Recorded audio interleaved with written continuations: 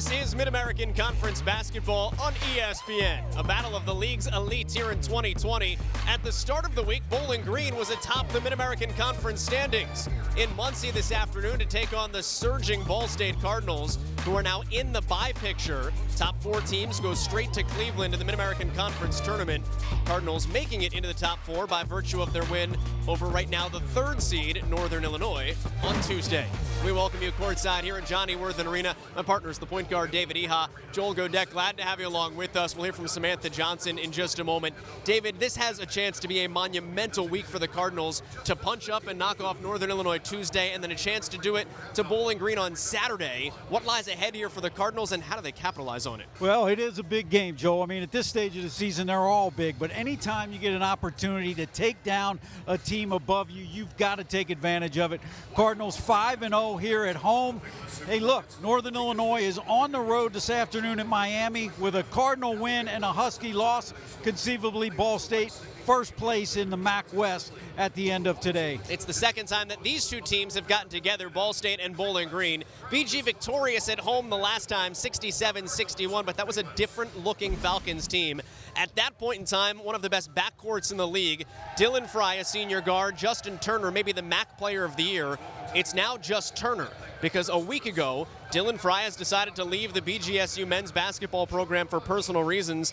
We wish him all the best. That is 13 points per game, and your point guard out of the equation. And that's going to change what Turner sees from opposing defenses. What's he in store for going forward? Well, let's take a look at the tail of the tape, Joel, and this is from Tuesday night's game at Akron. Freeze it. One of the things you'll notice is Akron going to do whatever they can to make somebody other than Justin Turner beat them. In this instance, makes the right basketball decision. Sierra doesn't finish and help Turner out. Again, the double team leading to a turnover, a run out, and an easy basket for Akron. Anything to get the ball out of his hands. Here's another instance, a double team. They make Turner give it up. Now watch this. He gets the ball back, freeze it. The initial inclination is for Trey Diggs to come set another ball screen. Turner recognizes, look, I don't want another double team, waves it off. They create space, gives him the ability to do what he does best, which is get to the rim and get fouled. Turner had 20 points against the Cardinals the last time these teams got together. Was the reason Ball State lost because Turner had 13 points in the final 4 minutes. The reason Ball State won on Tuesday night against Northern Illinois, well, that was the junior Ishmael El Amin. Yeah, he was incredible, Joel. 22 points, too short of a career high. You know, earlier in the year against Miami, Ishmael El Amin got hit in the eye, had to wear goggles for a couple games, just wasn't himself. Since he shed the goggles, he's made 8 of his last 15 triples. He's also guarding the other team's best player. Against Northern Illinois, held down the MAC's leading scorer, Eugene German. And oh, by the way, a big-time shot maker at a big-time spot in the game. He's going to have the assignment on Justin Turner this afternoon. What a fun matchup to watch. Let's introduce you now to the third member of our crew and head down to the baseline and say hey to Samantha Johnson. Hey guys, today a battle between the number 2 in the West and the number 1 in the East, but a very important part of this location is location. Here inside Worthen Arena, as you guys mentioned, Ball State are 5-0 at home in conference play. And here inside Worthen Arena, the Cardinals are the best team in the Mid-American Conference for home game attendance. And we talked to Ishmael El Amin yesterday at practice, and he told us, you know what, the atmosphere here inside Worthen Arena just makes the game a lot more fun. And he told us getting a win and showing out on the court is really just a thank you to the fans.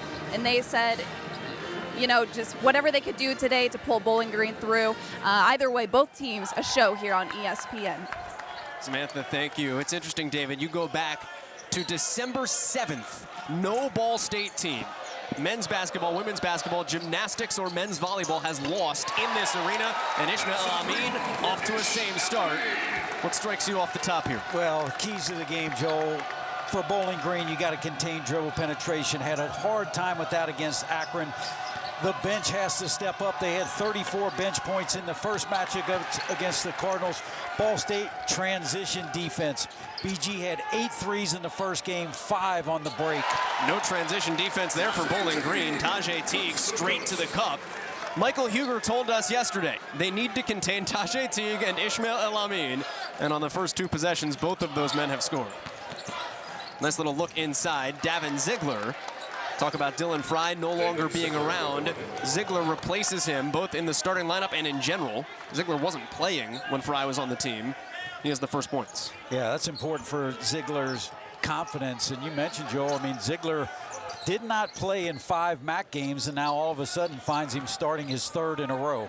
Tajay Teague step back, once 3, missing short. He can play with Taylor Matos out there, who is more of a true big, having to guard Tajay Teague as a stretch 4. In the first matchup, Joel, they did not even guard Tajay Teague. Although it goes both ways. Exactly, like a great slip there, a nice find by Justin Turner.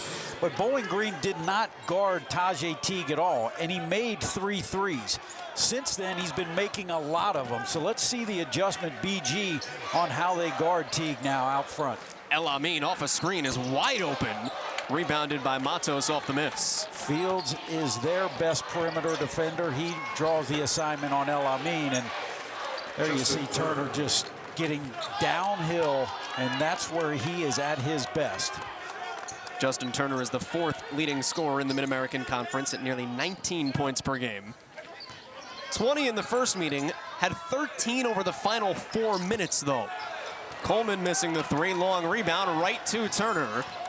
1 on 4. Said Wisely pulled it back out, but David, he looked like he was continuing to probe. Outmanned. The Cardinals aren't going to double team Turner like we saw on the Akron tape, but they do want to have a wall of players when he looks to penetrate. Right there is a great example. Mallers helps off Plowden, misses the 3 alone on the wing. And the rebound down to the Ball State point guard, Jerron Boogie Colemans. And see, that's where BG has to make the Cardinals pay. Mallers helped in to stop the drive. Great kick out, but Plowden missed the 3. They left Teague alone for 3. Shot fake there, David, and even with the space, he's got the athleticism to just slime his way by you. And that is why Tajay Teague is probably the biggest mismatch of any 5-man in the league. He's not really a 5-man, he just plays there. And there's a hard hedge, but not a full trap. Turner off the elbow, over top El Amin. And Justin Turner with a couple of buckets. He only had 1 in the first half when these teams met in Bowling Green a couple of weeks back. Justin Turner, the best mid-range game in the Mid-American Conference. The lost art, El Amin trying to answer, in and out. Metrics have done away with the mid-range game. It's just not as valuable a shot as something around the rim or beyond the 3-point line. Shot attempt over the swiping arm of Teague, and Turner with the miss. El Amin has Bumbelow, a dead red 3-point shooter, and Luke Bumbelow coming off a game where he went 0 for 5 as the Cardinals stake to a 2-point lead. Yeah, we talked about how important transition defense is for the Cardinals. Same thing for Bowling Green. Nobody found Bumbelow in transition, and boy, did he need that one. BG is 4 of its first 6, now 5 of its first 7. Strong take to the hole. Tell you what, Ziegler's impressive. Holding his own, true freshman, not in the lineup at all when Dylan Fry was on the team. He was averaging 6 minutes a game, had scored 34 points for the season. He's averaging 16 minutes a game and 6.5 points since Fry departed. Teague a 3. Tajay Teague, you just cannot leave him that wide open. When you talk about that wide open, there was not a Bowling Green fountain within 10 feet, and therein lies the dilemma. When Matos is going to come out on Teague, then look out for the blow-bys, but you cannot leave him that wide open the way he's shooting it. And we've got a travel whistled against Justin Turner as he fumbled the ball away. Tajay Teague, Michael Huger said they need to take him away. David, I don't think this was the plan, though. Not that wide open. He's made 7 of his last 17. Teague on fire early.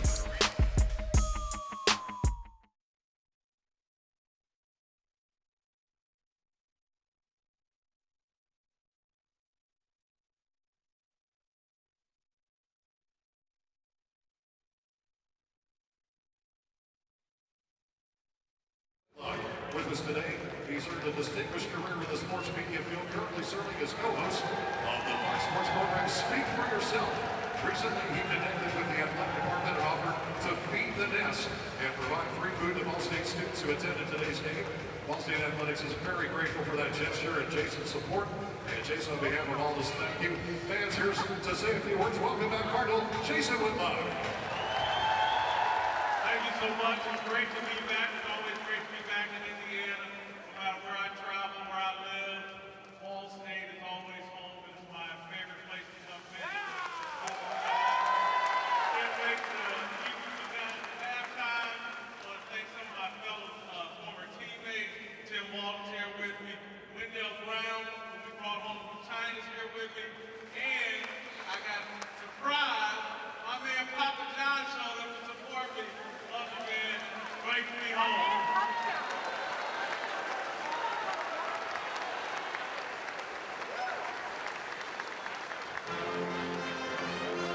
Let's take a look at your vision. Social media is presented by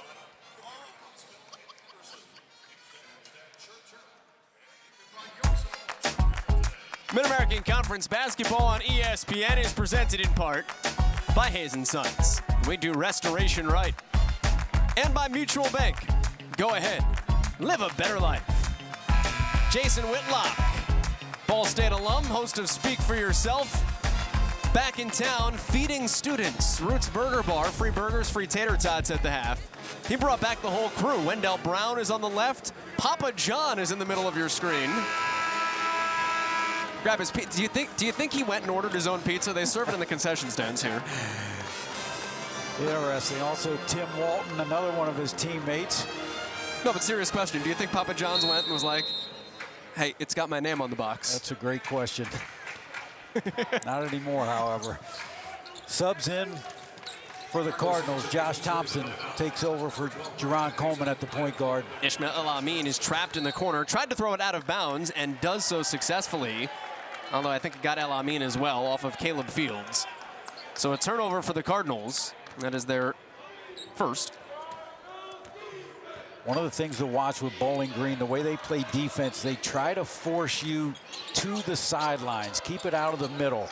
Do what we call ice a ball screen, force you to the sideline. Matos got doubled down on. El-Amin strips him. That's the second Bowling Green turnover for a team that is second in the nation in fewest turnovers. Matos on a yo-yo trying to guard Tajay Teague. Pull him, push him, get right to the rim. He missed. Rebounded by Matos. That is like a cat playing with a toy. And that was actually pretty good D. I mean, Matos got beat off the dribble, but that was pretty good D to contest at the rim and force a tough shot by Teague. That was almost the third Bowling Green turnover. David, it's the help. It's all of the Cardinals doubling down here and poking the ball away. Look, and that is a very rare turnover. I mean, Bowling Green, one of the best in the nation, Joel. They lead the MAC. They only turn it over 9.8 times a game, less than 10 miscues. So to have that many early, not something you see very often. Matos wants it in the lane. Teague fronting him. Plowden, kick out for Fields. 9 to shoot, to the rim, he's short, and Tajay Teague has the rebound, his third. Talk about being a mismatch. Your center just ran the break and takes an 18-footer. Ball State by 5. When Teague is knocking down jump shots, really, it's almost unguardable. I mean, what is Matos supposed to do? The minute he comes out, Tajay Teague will go right by him. Let's go to Samantha Johnson here.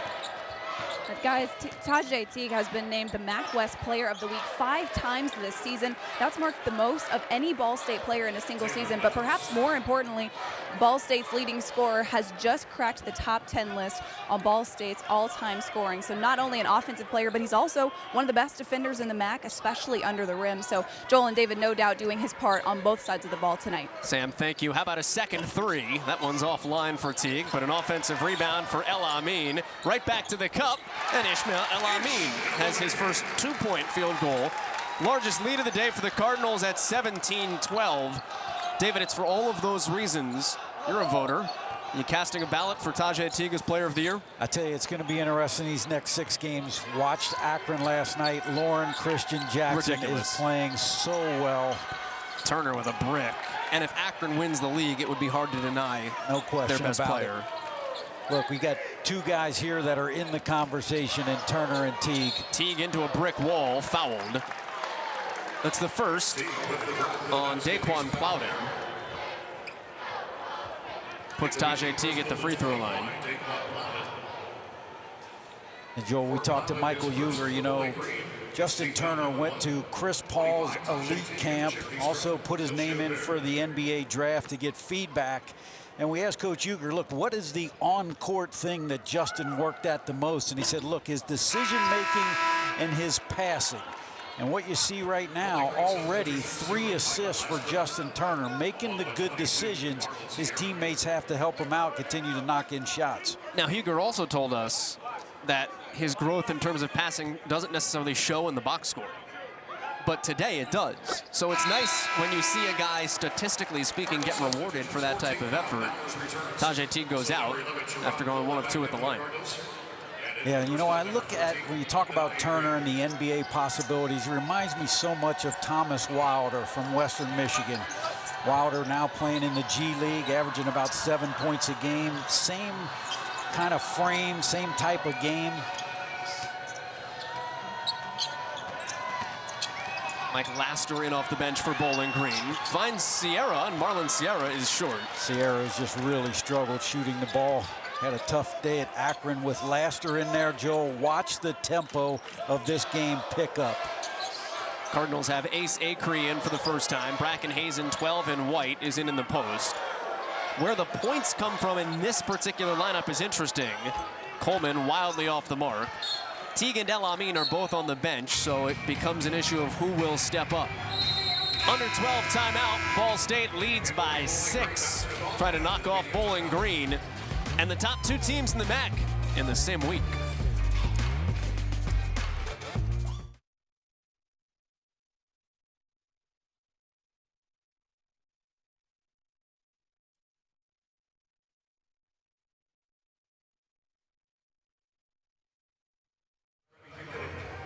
As a result, they got front row seats, concession vouchers, gold line parking. Next game, it could be you. Just visit any Muncie Pride Dress location to sign up. You can also sign up here at the arena, on the concourse at #1, or online at pridedresscu.com. Thanks to Pride Dress. Now fans, time for trivia presented by Ball State Online. You can apply for one of more than 70 programs today at bsu.edu/online. Kirk, who's your player today? All right, so we have Eric down here with us. Again, we're going to get into some trivia presented by Ball State Online. So we're going to put our eyes on Church Vision here in just a second. I'm going to read off the question. Fans, you got to help him out with the answer. If he gets it correct today, you're going home with a prize pack, all right? So you ready? Let's go ahead and take a look at Church Vision. Let's see what the question is. Which sport played the first games on record at Ball State in 1920? Is it A, men's basketball, B, football, C, baseball, or D, track and field? Eric, what do you think it is? Fans, help him out. A, B, C, or D? Ooh, David, you can't just pick the highest one here. They're not numbers.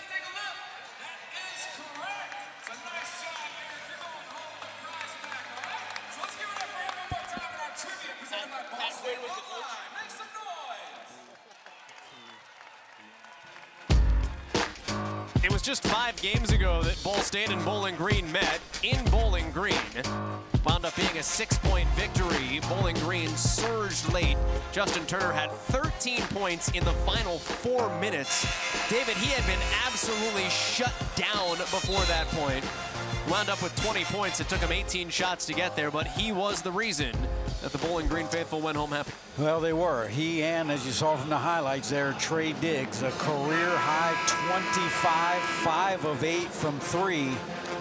In the 4 games since, Diggs has scored a total of 24. But the thing about Turner, Joe, and you just mentioned it, doesn't matter what he does throughout the game, in the last 5 minutes, you know he's getting the ball, and he always seems to deliver. He is the closer. Dron Coleman has the assignment. Good hand in his face and a missed shot. Coleman has the Ball State rebound. Ball State has a way of taking away #1 scores. It's the top defense in the league for a reason. But Turner found it late. Acree open from 3 and flat, rebounded over the back on Bracken Hazen. That's the first on the Cardinals reserve forward. Cardinal personal foul. Coaching staff will live with that.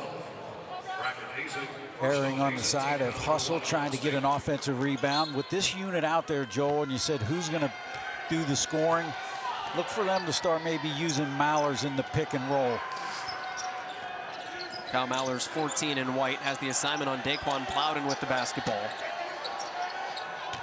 They're looking backdoor for Turner, well taken away by Coleman. Plowden spinning through a double team. Hazen has the rebound. Good defense by Mallers. Remember in that first game, fouled out in 13 minutes. Was tough cover trying to guard Plowden.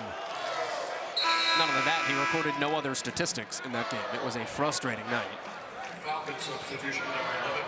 Ziegler goes to the bench. You mentioned Trey Diggs. Not to be confused with former star of the musical Rent, Taye Diggs. He checks back in. Those 25 points against the Cardinals in their first meeting, and Ace Acree traveled. Ball State turns it over for the second time. Diggs got a couple of his threes in transition, so you better believe the Cardinals are going to, point of emphasis, talk and sprint back on defense. Diggs lurking at the top of your screen. Laster in deep, missed short. Mallers the rebound. Both point guards are on the floor for the Cardinals. Thompson's able to push, and Mallers an air ball. He's been very hot and cold this year, David. He'll have games like Howard back in the non-conference where he knocks in 8 threes. He was very good at Western Michigan a couple of games ago. But he also has cold spells. You know, after he had that successful game against Howard, he went on a 28% binge over the course of a month. Yeah, that's right. But the thing about Mallers, he's a senior. He'll keep shooting them, as will the entire Cardinal roster.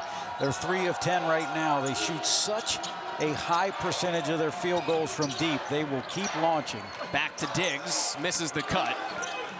Ball State is 15th in the country. Joel, that percentage of threes it takes. Excuse me, that's 2 possessions in a row where Turner has made great passes and his teammates haven't finished. So this time he shoots and missed. Although kind of a pass because it winds up to Plowden on the rebound that missed. Laster finally Bowling Green with a bucket, and the Ball State lead is down to 4. Great job of second chance points that time by Bowling Green, keeping it alive. Laster the recipient of some scraps. 1 quarter down here in Muncie. Tajay Teague has returned. Ishmael El Amin as well. Number 5 in white, open from 3. How do you lose him? Missed short. Rebound Coleman. Teague going to work on Sierra. Ball State now 3 of 11 from 3. Coleman called out a screen. Out to Teague. Wants another 3. Acree fighting from behind for the rebound, and Diggs has it for Bowling Green. Good defensive possession for Diggs. Did a good job cutting off the drive, would help. That time boxed out. Bowling Green was 4 for its first 6. It's just 7 of 19 in the game. Diggs cannot finish at the rim. That ball took a tour of the orange and decided it would rather not fall through. And again, that was Laster, a terrific feed, great backdoor cut, just not finishing around the rim. That is 3 of the last 4 possessions. Bowling Green definitely should have come away with some points there. Diggs really upset with himself. I might need a physicist for this. Like, my knowledge ends at building spaghetti bridges. But why do those shots not go down sometimes? You're point blank, you've got a great look, it goes halfway down the rim. Yeah, I mean, a lot of it is concentration. They tell you eyes to the rim, chin up. And I think Diggs would be the first one to tell you that he's got to make that.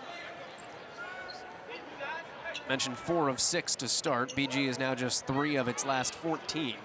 Watch El Amin here in the corner, or Teague dive into the rim. Saw Huger working Tim Stewart. Baseline out of bounds for the Cardinals, and we've got a foul. Kyle Mallers hooked Matisse Kulachkovskis, the first on Ball State's forward, and the team's second. Clean game, only 4 fouls total. Yeah, only 4 fouls and low turnover. 2 for Bowling Green, 3 for the Cardinals. Just as you would expect in a Ball State game, shooting percentages for both teams in the 30s right now. Feed it into Laster. Keep an eye on Turner, top of the screen. Took it around. Laster does it himself. 4 points for Michael Laster. Ball State's lead is down to 2. Scoreless now in more than 4 minutes. And that is key for Bowling Green. Laster can give you a lot of things, assist the turnovers, but when he's scoring and defending, that's big production. El Amin got over his skis. Laster pedaled to the metal and back to the free throw line. When we return, Michael Laster trying to force the issue here. Chance to tie the game on the other side of this timeout. Bowling Green's looking for the clean sweep of Ball State this year, trying to keep themselves on top of the MAC picture as well.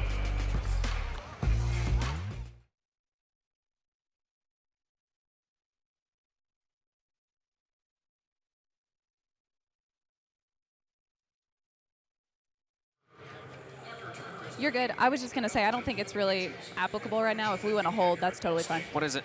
Thank you. And what else do you have? You guys mentioned it a little bit ago, but just the ball control of Bowling Green, turnovers and rebounds specifically. What else you got?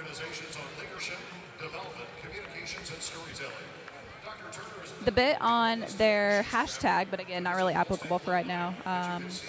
Yeah, Laster's at the free throw line. It's cool. Okay, you want to do that? Yeah. Okay.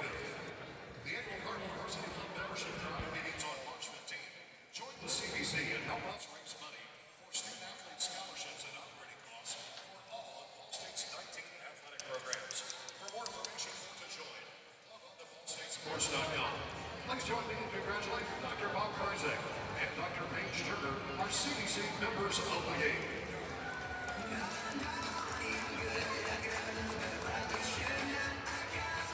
Let's welcome our groups in attendance presented by First Purchase Bank. Welcome to Worth Arena to New Brands, Kids Club members and families, medical professionals, Connersville Dance Team and families, Albany Eaton Elementary School and their families, and our Youth Opportunity Center guests. Happy first birthday to Baron Steelman and momentous but unnamed happy birthday to go back. Bowling Green making a charge here in the first half. Down just 2 points in Muncie after the Cardinals staked themselves out to a pretty wide margin. Threes were falling early. They will start chanting I Ziggy Zumba up I-75. I've never known what it means, to be quite honest with you, in all the years I've covered the MAC. Samantha Johnson took her about 5 seconds to ask the question. Say, what do you got? Yeah, so this slogan that we're seeing on social media, hashtag #AZiggy. So basically it's a chant. It's become part of the Bowling Green State University history, if you will, but it's really just become their unofficial fight song, and it actually goes all the way back to 1946. A World War II veteran by the name of Gilbert Fox, who served in Italy, actually came back to Bowling Green and said, hey, we could make something of this. And like I mentioned, it just became kind of the unofficial chant song, if you will, and more so, especially in athletics, a victory chant. So Joel and David, will we hear it tonight coming from their locker room? Well, Sam, what we're hearing right now is a chorus of boos, because if visiting players miss consecutive free throws here in Muncie, the student section is awarded free tater tots. Michael Laster got 1 of 2. No tater tots, but there are 3-pointers. And Jerron Coleman ends a 5-minute scoreless drought for the Cardinals. The lead is back up to 4. Well, we said even if you're missing, they'll keep launching. Coleman 0 for 2 and didn't hesitate to put up that third. Baseline Laster, great kick. Kulachkovskis, the Latvian, maybe got away with one. And now he does not. Turnover number 3 for the Falcons. You know, they call them the Birds of Trey at Central Michigan, the amount of threes that team jacks. I don't think Ball State gets enough credit for the amount of looks it takes from 3. Number 1 in the conference in 3-point attempts and makes. Yeah. Bumble, try again. Missed short. And conversely, Bowling Green just 1 triple attempt in this game. There's all your their second. Points in the paint. Diggs answers you, David. Trey Diggs, the Trey. And where did it come? In transition. Coleman there, but hand down, man down. And we've seen what Diggs can do once he gets the juices going and feeling it. 37% from deep on the season. Coleman working with Teague off the pick and roll. Bang, trying to back down Laster, the smaller guard, and that's just easy pickings. Jerron Coleman is 6'5", 200. Mike Laster is listed at 6'1". and 175. And you don't see Coleman do that very often. You get a sense over the next 3 years, that part of his game, a la Taylor Persons, they used to do it a lot with him. There's a block for him as well. They'll get Coleman for a foul. And James Whitford went ballistic, as did Ishmael El Amin. Let's take a look at it. Boy, that is just great defense. Coleman elevating with that 6'5" frame. And we miss them all sometimes, David, or we all miss one sometimes. And that is the one for John Yorkovich, Tim Stewart, Ned Phillips. It's just a missed call. Coleman checks out. Josh Thompson back in, Bracken Hazen there on your screen as well. Well, and the important thing about that, if you're Ball State Cardinals, that is the second foul on Coleman. And so kind of easy to slough off. That's a missed call, but that's a big call when your starting point guard has to go to the bench. Sometimes a little bit of anticipation. Usually that's a foul, so it becomes a foul. 1 point game. Big minutes now for Josh Thompson, round out this half. Not much of a scoring threat. He is a facilitator. And a foul away from the ball, a hold.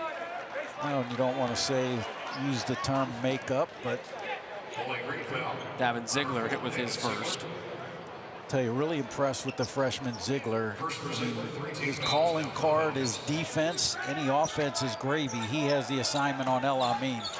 And Ishmael El Amin is called for a charge. That was a great example right there. I mean, that is just terrific on-ball defense and anticipation. You know, Davin Ziegler, talk about some basketball bloodlines. Father Derek played at Cleveland State. His uncle Ernie, former Central Michigan coach, now at Mississippi State.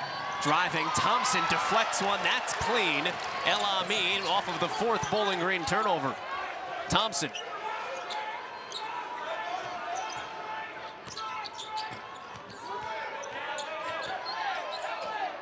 Midway through the shot clock, Sierra giving Teague some space. Tajay Teague with a step back, and he's been quiet lately. The putback will not go for El Amin. Teague had an early 10 points, but nothing down the stretch run here in the half. Laster in trouble, cannot finish over Teague. Weak side rebound, Hazen. I think that last shot by Teague, that's where he needs to be aggressive and going to the rim instead of settling for that jump shot at the foul line. That pass is complete to Ethan Good on the sidelines. Unfortunately, he is out of bounds, and it's second down and 10. Michael Uger likes to rest Turner in that first half. You won't see him come out as much in the second frame, and got to give the second unit credit.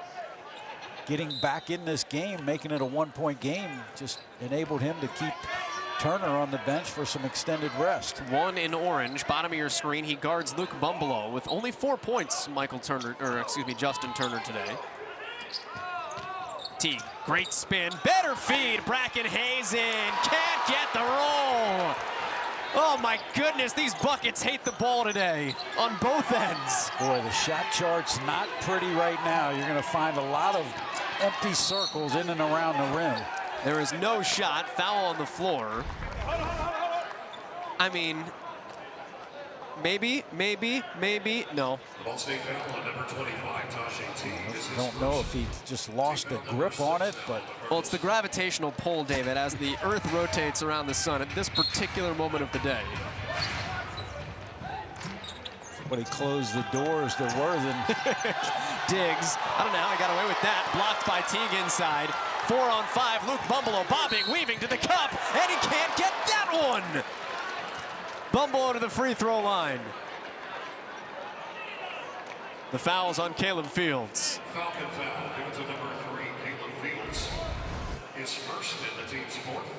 There you see the max leading shot blocker, Tajay Teague, number 3 all-time at Ball State with 126 blocks. And so you talk about records that'll probably never be broken. Think about that. Teague 3rd all-time at 126. How about Lonnie Jones with 301 blocks? Teague checks out. He did get rattled after the block and was down behind the play. Hey, Bumble, just a 59% free throw shooter. 1-2. A guy that can stroke it from deep. It's definitely an area of his game that you know will get better over time. 2-point lead for the home team. Bowling Green is led by as many as 1, Ball State by as many as 6. Kulachkovskis, the Latvian, has a good stroke. 6'9", but his step-out game is what he wants to do. He's a 35% three-point shooter. And that is now 13 bench points for Bowling Green. Another assist for Turner, making the Cardinals pay when you give the extra attention. That's the formula the Falcons need the rest of the season. Thompson was losing his feet, so he kicked it out, but called for the travel anyway. And again, the freshman Ziegler cutting off the straight line drive. And I don't mean to speak ill of Dylan Fry, who departed the team for personal reasons last week. However, he was a great player. They seem more than fine. Everyone seems to have risen to the occasion for this Falcons roster. Tajay Teague out, Kulachkovskis in. The threes dropping for Bowling Green.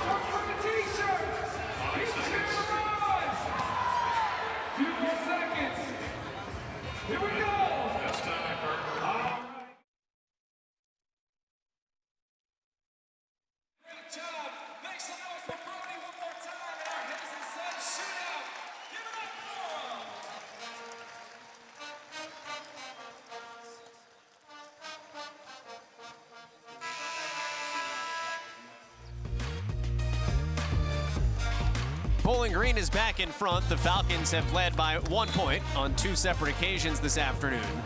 David Ehad, Joel Godet, the rest of our crew, glad to have you along with us.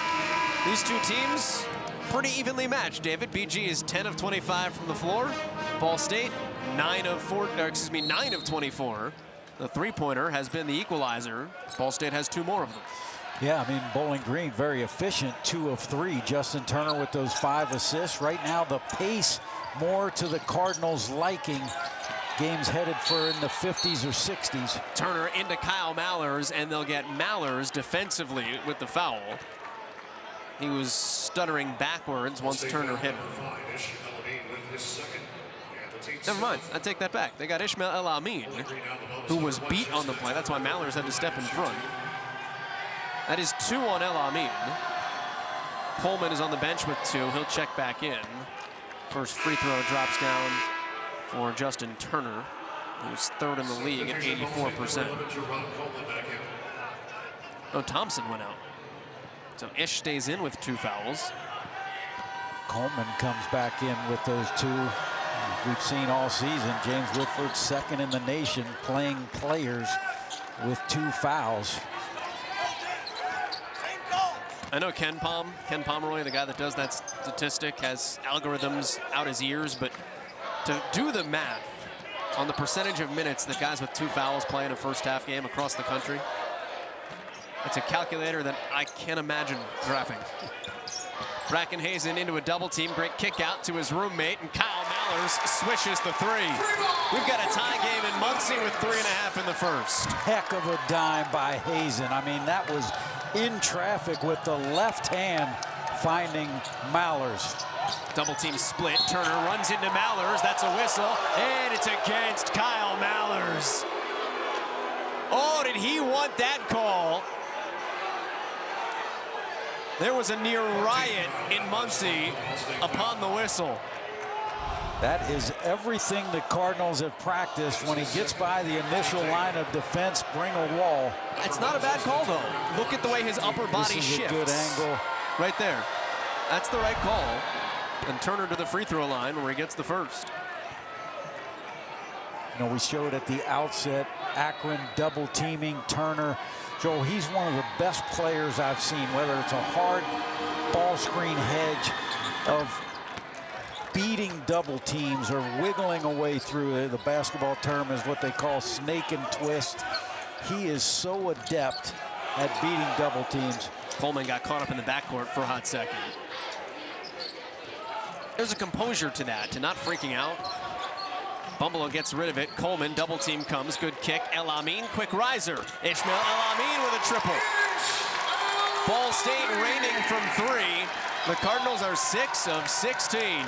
Really good decision by Coleman to kick that out. Had he taken it one more dribble, may have picked up a charge. Instead, finds the open El Amin. 18 of Ball State's 30 points from behind the arc. Justin Turner can play that game too. That's his first from deep. El Amin, the guy guarding him, the one who just hit for Ball State. Hazen, they were daring him to take the shot. Instead, drives to the rim, around and out. David, you've said it every time you've seen Bracken Hazen. He's got to take those threes.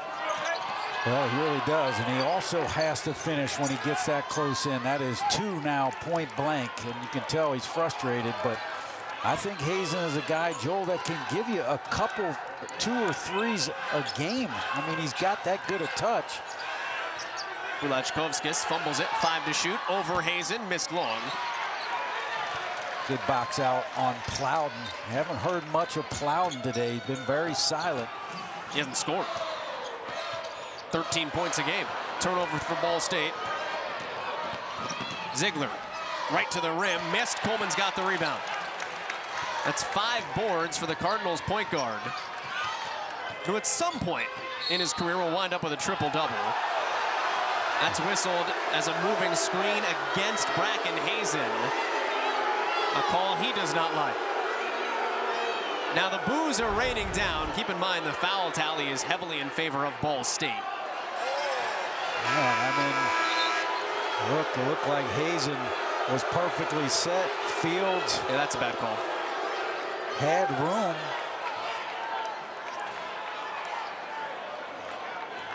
If you're the Cardinals right now, you just got to play through it. Cannot allow yourself to get frustrated, but I stand corrected as well, by the way. The fouls are 9-4 against Ball State. Ed Phillips, James Whitford going back and forth. Minute 20 left to go. 2-point lead for BG in the first. Anytime Turner's in the corner, opportunities for backdoors. See the difference against Akron? That would have been a double team. Fields on the wing, opposite Turner, rising from 3 with a huge arc. Justin Turner with 13 first-half points. Remember, he had that in 4 minutes at the end of the game when these teams met last time. Ball State did the job on him otherwise. 5 points is Bowling Green's largest lead. You're seeing the full repertoire for Justin Turner today, Joel. Threes, getting to the rim, the mid-range game, assists. Daquan Plowden inhibiting Kyle Maller's called for a foul. This is just mano-a-mano. I got it. And it's going to be interesting now. You know, we talked about Ball State, not a team that will double like Akron was doing, but they're not making Turner get rid of it. Does that change here in the second half? El Amin end out of bounds. That's a play that's drawn up many times by the Cardinals coaching staff. Good thread through. Maller's with a foul. Made sure Caleb Fields didn't score that by deciding he was going to become the young man's coat.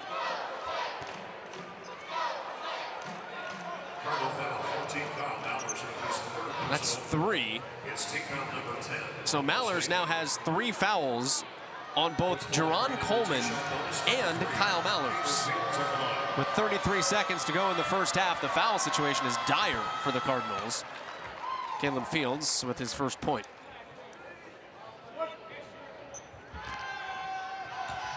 Fields, 60% career free throw shooter. And Lucas Croft will be summoned off the Ball State bench here for the final 33 seconds. The true freshman who seldom plays, particularly since conference play has rolled around. He has played all of 8 minutes in league play and 9 consecutive DNPs. A couple second differential here. Try to milk that down as long as you can. So if you're Ball State, you take the last shot. Croft stands number 4 in white, top corner. El Amin, who is also playing with 2 fouls. Got to believe a high ball screen coming with Teague. Here comes Tajay Teague, 7 seconds to shoot. El Amin left. Teague's a popper. 3 seconds into Bumbelow, turn around. Luke Bumbelow, an air ball. Rebounded, the shot clock expired, and that caused confusion. So Bowling Green got no look. It's a 7-point advantage for the Falcons on the road at the half. It's Justin Turner's world, David Iha. We're just living in it from deep. Turner, 2 of 2 from behind the arc, 14 points, 5 assists.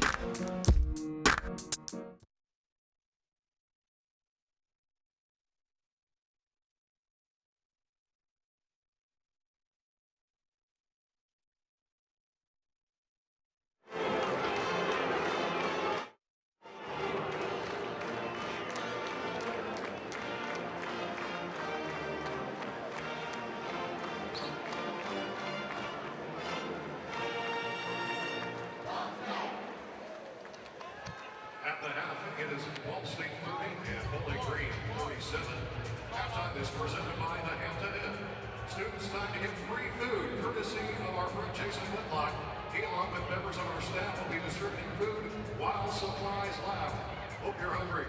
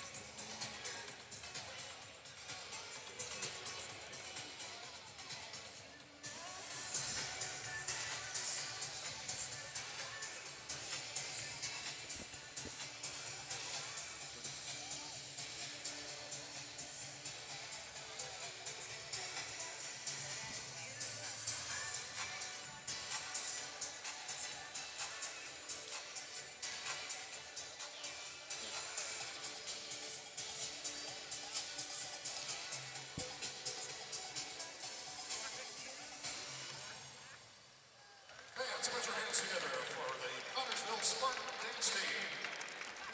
This job, ladies. Tyler.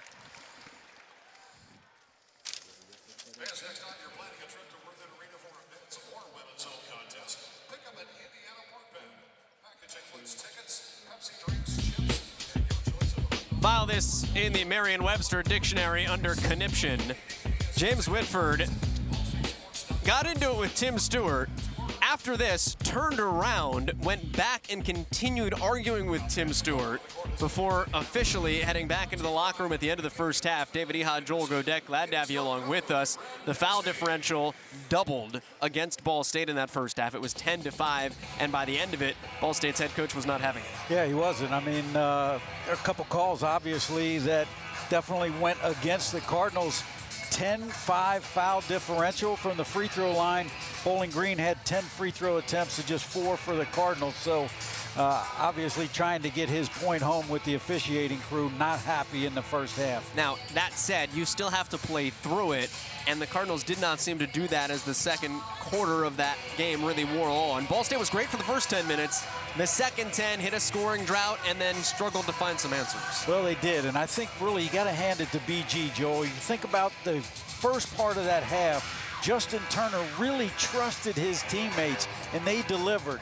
And then in the second part of the half, once all of a sudden the Cardinals weren't helping as much, he pretty much took over a phenomenal game, and I think that shows you why he's one of the premier players in this league.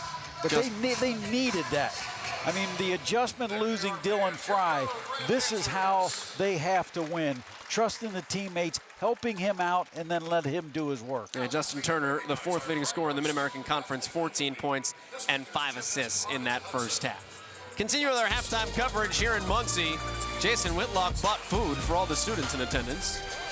Burgers for all.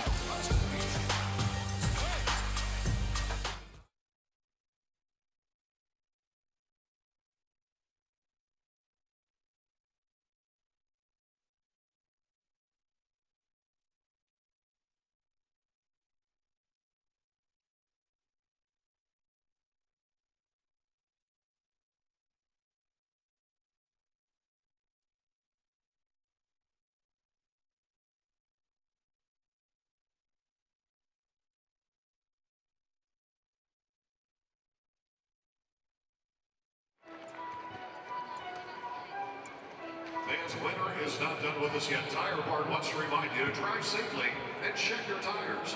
If you need to replace them, trust the professionals at Tire Barn. Text the word check to 64600 and you'll be entered to win a free set of Yokohama tires announced at our final home game on March 3rd.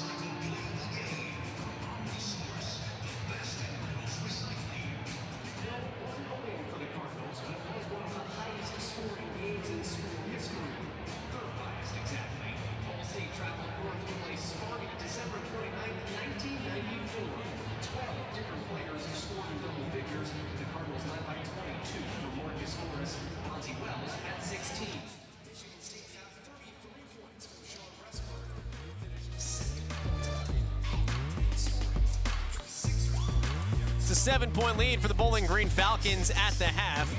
BG excelling down the second quarter of play, shot better than 40% from the field. Muncie out is back next week here in Muncie when Eastern Michigan will be the opponent. 30-year anniversary of the Ball State Sweet 16 squad. Dollar hot dogs, parking is free. As we mentioned last time we were here, dollar hot dogs, but you have to bring your own puff pastry to wrap them for pigs in a blanket, which is something I've yet to try at a sporting event, but I challenge you to do so and tweet at us. Ticketing information is listed down below. 888-BSU ticket, ballstatesports.com to catch Mid-American Conference basketball action in Muncie. First half highlights and first half stats coming your way next. Smile, because they're trying to take a picture. The dad wants nothing to do with it.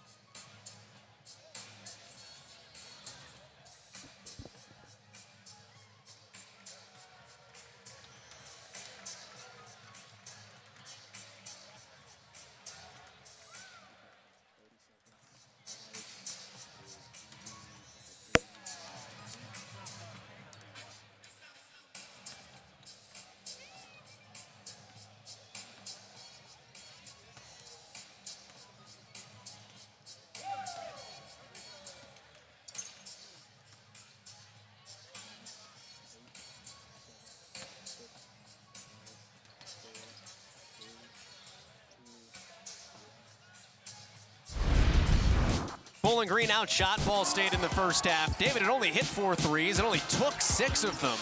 A lot of the work was done inside the paint. Yeah, that's right, Joel, and they were very efficient from deep, and again, it was Turner with the assist.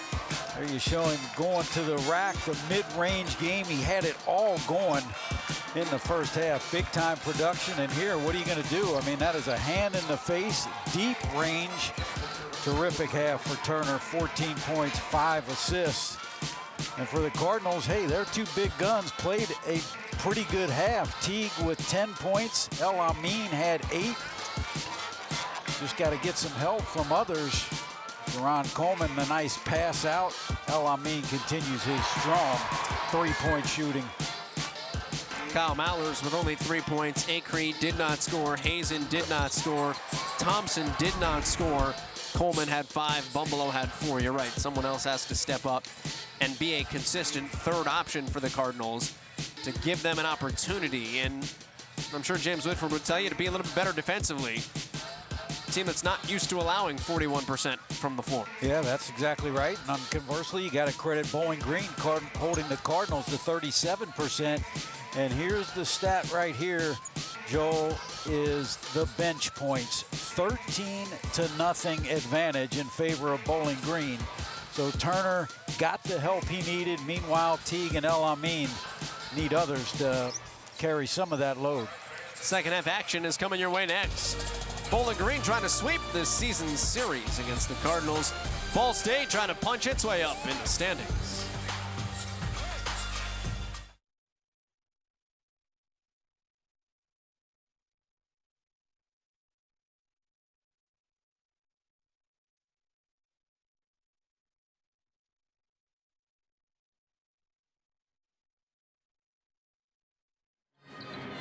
Yes, talked to Coach Crenshaw just about his message to the men at half. Yep.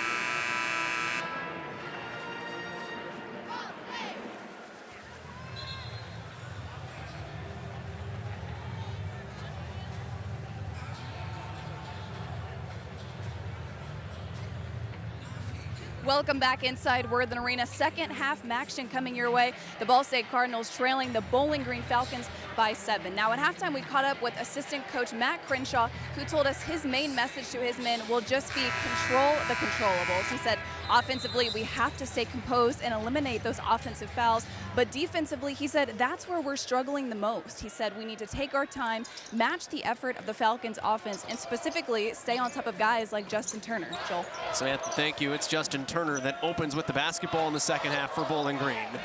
He and Caleb Fry both came for it there from Matos. Turner, kick out. 10 to shoot for Plowden. Little teardrop is short. And Bowling Green with a second option already. Plowden to the rim, converts. First bucket of the game for Daquan Plowden, who averages 13 points per clip. David, Ball State is the best defensive team in the Mid-American Conference, although it's had a couple of lapses recently.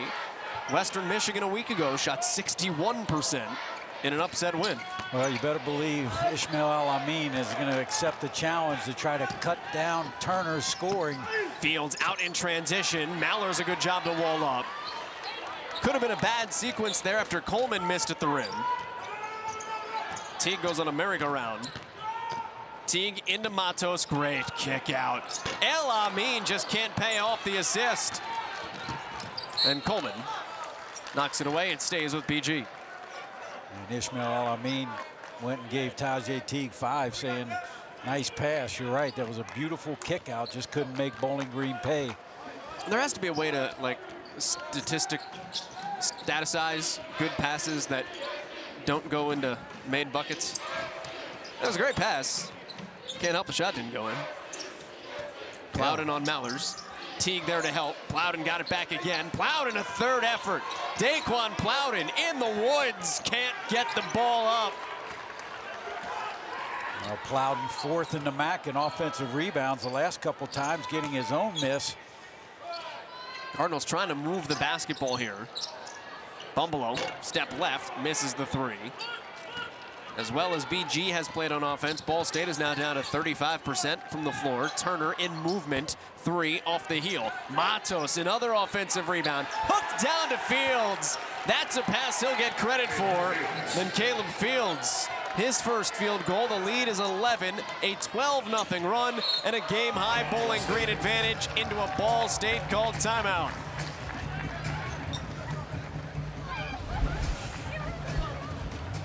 Bowling Green taking advantage of the offensive rebounds. Great pass by the big fella.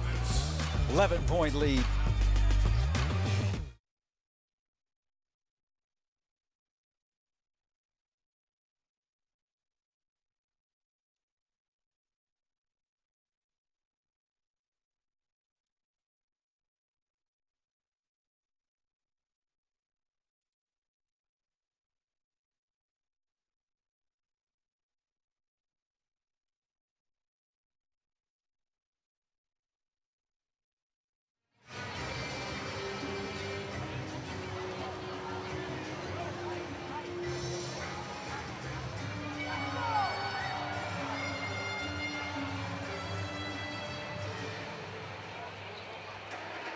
Check out your vision. Get ready to bang on the drum, fans. Time for the Bongo Game.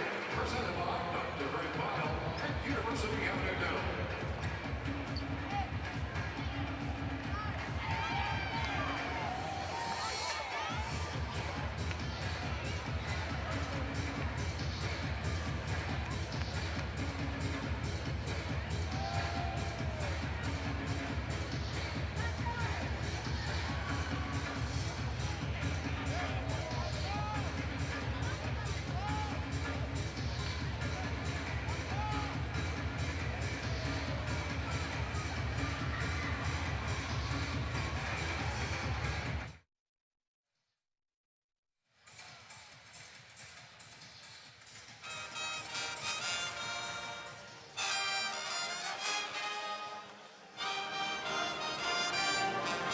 You know, it's been some time since the Ball State Cardinals have been to the NCAA tournament. Last time the men from Muncie made the postseason at that level was in 2000.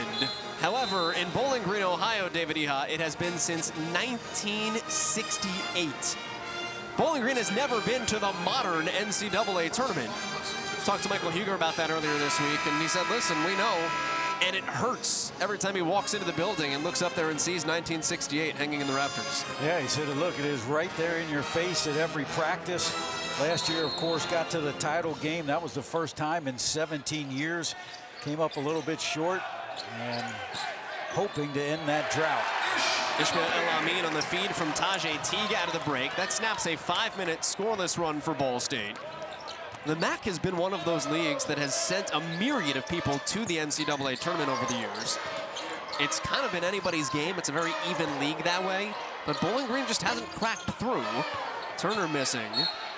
And Toledo, maybe it's a Northwest Ohio thing. Toledo hasn't been there since the 80s. Yeah, that's right. I think it was 1980. Stan Joplin was playing on that team. And I tell you right now, Joel, the story of this game is the offensive rebounding for Bowling Green. That has been the difference here in the second half. 6 offensive rebounds, all 4 of their points in the second half, second chance. Put Bowling Green on what was a 12-0 run coming out of the timeout. Staked the Falcons to an 11-point lead. It's now down to 9. Keep an eye on Justin Turner. He's 1 in orange. Basketball sent his way. We'll stay with Bowling Green. 14 first-half points for Turner.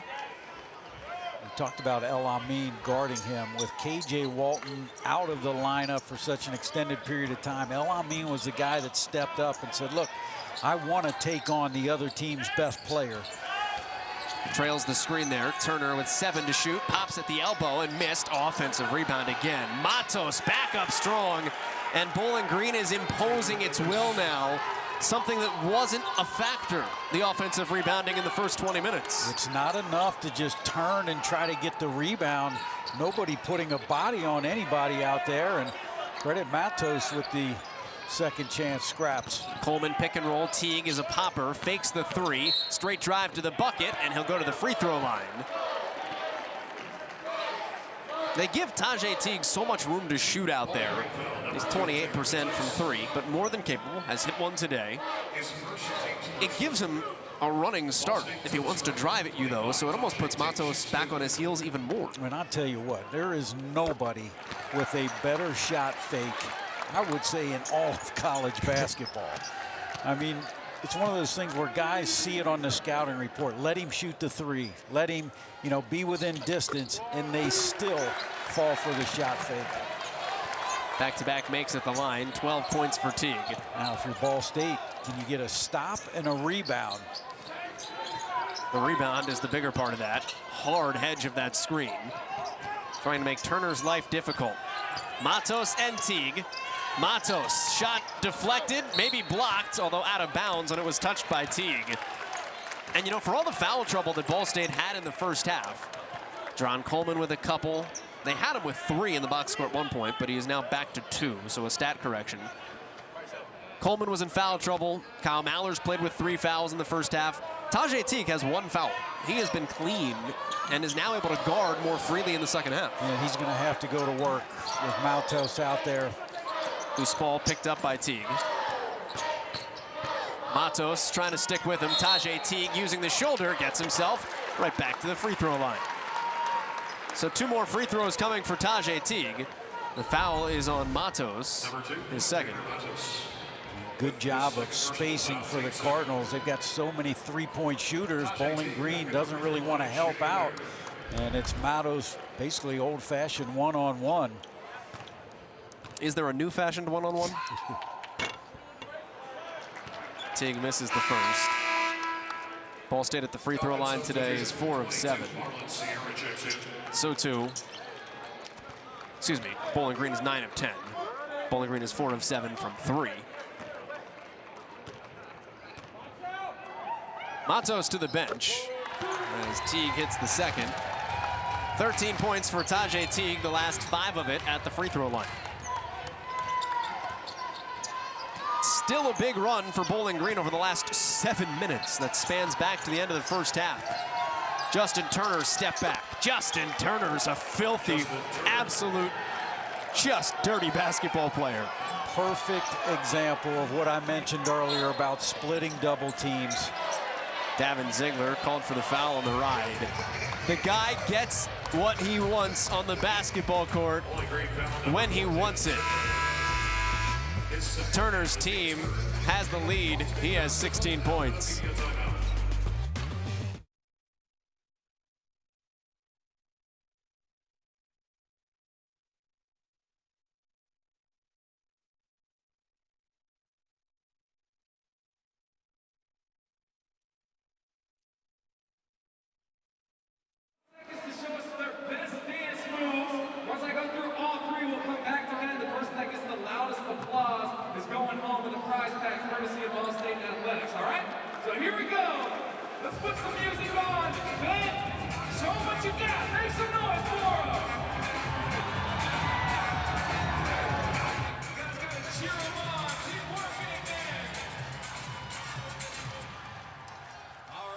Okay.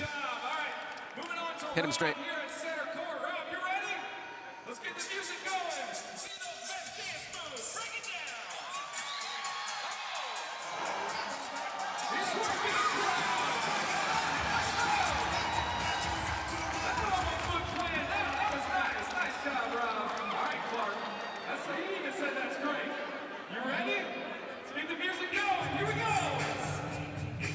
Ooh, nice. See those dance moves. Break dance a little bit.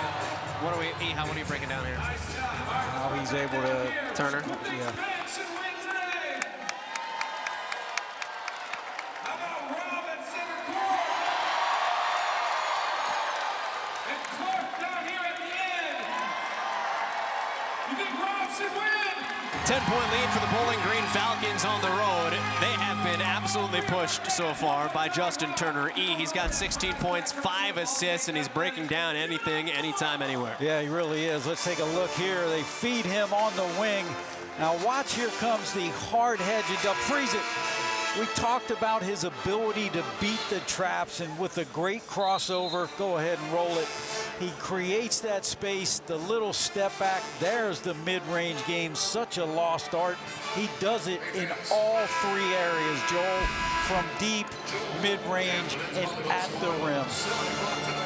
You know, I want to give you credit too, by the way, because that was an aggressive freeze it. Like you were not going to miss that hard hedge. That is some top notch. It's amazing the things that excite me. You were on it. Turner in the ball game defending on the perimeter. We've got a foul with Tajay Teague driving. Teague has been Mr. Foul Drawer here in the second half. Marlon Sierra with his second called on the floor, so just a baseline inbounds. El Amin has it. Teague sets the screen. Sierra switches on to El Amin into a double team. Ball State from 3 in this game, 6 of 19. Teague, they dare him. 7 to shoot. Tajay Teague, mid-range game, around and out. Still a 10-point advantage here for BG on the road. Fields, transition 3 is deflected. Up ahead, El Amin cleared for liftoff. Ball State is back within 8. Ishmael El Amin doesn't dunk a lot, but he makes them count. Yes, he does, and credit Josh Thompson. The block of the Fields 3 led to the run out. Bowling Green in transition, not good shot selection there by Fields. Screen set for Turner. Hazen switches onto him. El Amin recovers. They want a 3 left wing. Plowden well short. Plenty capable, almost 47% from 3 this year as a big man. Well, you see Thompson, a nice, aggressive closeout, and the flush by El Amin. 2 offensive possessions in a row for BG. Maybe a little quick pulling the trigger. Plowden jumping in front of Hazen. That'll stay here. Laster checks back in. Fields to the bench. You've said it a couple of times. When Mike Laster comes in, business picks up. Guy's got some tempo to his game. Tajay Teague rips through against Sierra. Tajay Teague can't finish. Who was at the rim with his left hand. His team still down by 8. Teague guarding Laster. That's Ball State's center guarding the point guard and doing a darn good job of it. And Laster is still able to get his money. Tell you, terrific production today by Michael Laster. Give him 7 points. Averages only 3 when Laster is scoring and he's capable. When Teague is scoring and he's capable, somebody might want to step in front of the young man. Yeah, no help came there, but back to Laster, Joel. I mean, he's a guy put up more points last year. His assist to turnover ratio is outstanding, but when he's scoring, boy, it really helps BG off the bench. Daquan Plowden off the shot fake, good with the right hand. Listen, Dylan Fry leaving the team for personal reasons. That was just a week ago. There are 6 games left in the season. Someone needs to step up, replace 13 points per game. It's been Laster a little bit. It's been Caleb Fields. It's been Davin Ziegler, who's got a couple of buckets in the game. There's a steal. Here comes Laster again. Defense into offense. Michael Laster has 9 points. James Whitford cannot be pleased as Bowling Green pulls away from Ball State here in the second. And Ball State with only 2 timeouts, so James Whitford, as much as he would like to burn one there, can ill afford to take another. Thompson right to the rim. Small Band-Aid there. You know, Joel, you mentioned Laster. When Dylan Fry left, the thought was, well, does Laster go into the starting lineup? And Michael Uger said, look, I know what he gives me off the bench. The energy, the burst. I'm comfortable with that. And he put the freshman Ziegler in, and you can see why he loves Laster in his role. El Amin's path to the bucket was cut off. And that's a turnover. El Amin knew it. Tajay Teague checks out, Bumbleau out. Lucas Croft checks back in again. We saw him at the end of the first half for the first time in 9 games. The freshman out of Fort Wayne. Croft is getting Kanai Acree's moments right now. Acree not impressive at the start of this game and has not been back in since. Those minutes had been going to Myron Thomas as Acree struggled over the last few games. There's Laster again. Excuse me, that's Turner. We have not seen Myron Thomas today, so it is kind of a fight for the 8th man minutes right now on the Ball State roster. Yeah, and Joel, remember there was a spot in the first half where I said this game was at Ball State's pace, heading in the 50s or 60s. Not anymore. Now you're looking in the 70s or even 80s, which favors Bowling Green. Now there's an air ball, especially if you're going to shoot that way. Ball State in the 30s, Bowling Green shooting in the 40s. Get a stoppage at the next dead ball. Tell you, that's what I love about Turner. He just never forces it. El Amin sticks with him, but falls off. Great feed and a dunk. Daquan Plowden, but the passing was delicious. Count the basket by 25. Daquan Plowden. Ball State foul on number 12, Bracken Hazen. It's a foul on Bracken Hazen, and Daquan Plowden to the line when we come on back.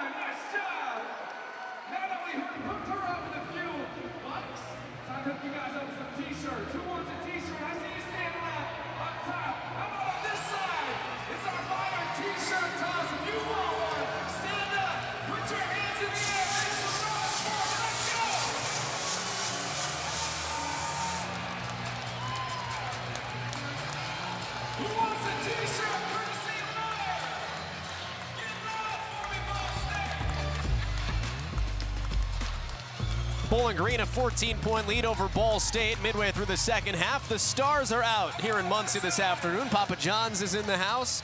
Jason Whitlock is in the house, and he's baseline with Samantha Johnson.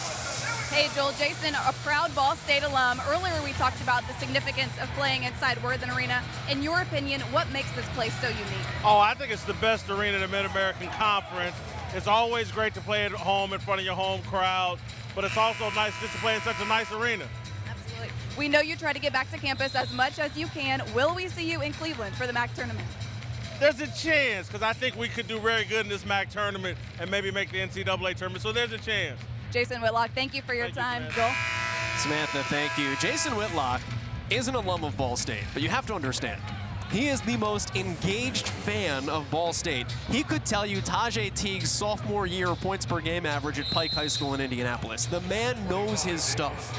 Yeah, he really does. Great to have him back on campus, and I tell you, the stuff and the work he did behind the scenes to help bring Wendell Brown back from China. I mean, just a great representative of the university. Daquan Plowden at the free throw line, not able to finish the and one. Of course, Wendell Brown, former Ball State football player, was imprisoned in China, wrongfully so. Took years to enable him to come home, which happened just this past fall. And Jason Whitlock, a big part of that effort. In Tajay Teague, that was overpassed. Ziegler has the steal and the run out. Ziegler through the lane, lost the ball. Out to Turner, who traveled. This is a weird lineup for Ball State. 0 and white. We talked about Myron Thomas. He is into the game. Lucas Croft is into the game. So the Cardinals playing out there right now with two freshmen, one a redshirt sophomore, and then their two best players, Teague and El Amin. Beyond those two right now, James Whitford is just looking for someone to step up. He is at both ends, not necessarily offensively, but getting stops. Ball State trails by 14, led by as many as 6 in the first half. Coleman forcing the issue at the line. I mean, Jerron Coleman right inside the charge circle, can't finish. Ball State shooting 38%.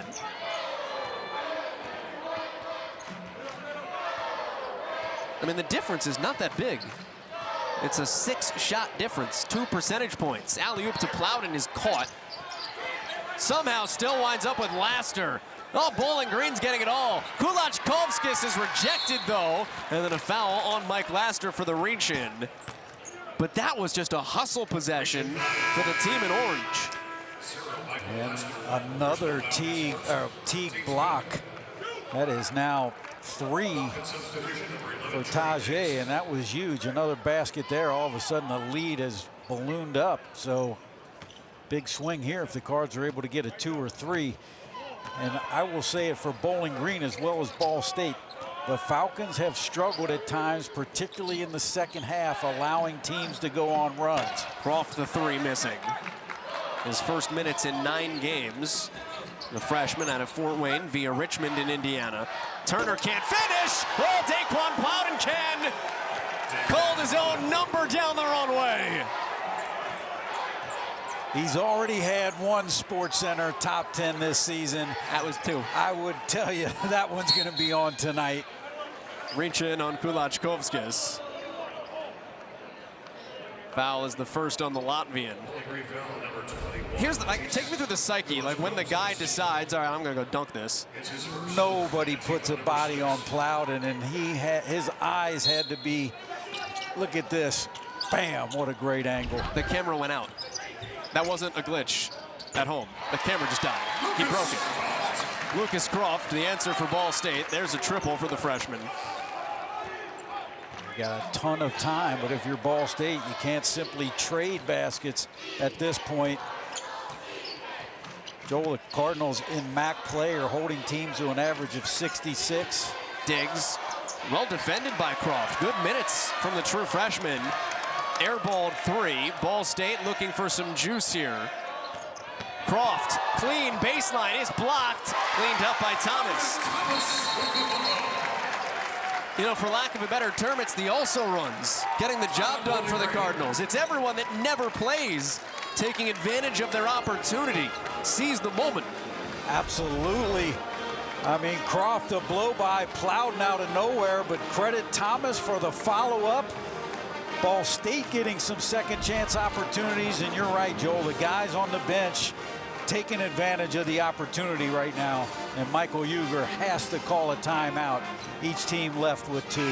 Lucas Croft with his first points since November 23rd. Myron Thomas scored a couple of games ago. Offensive rebounding, though, has been the difference here in the second half, or at least one of them.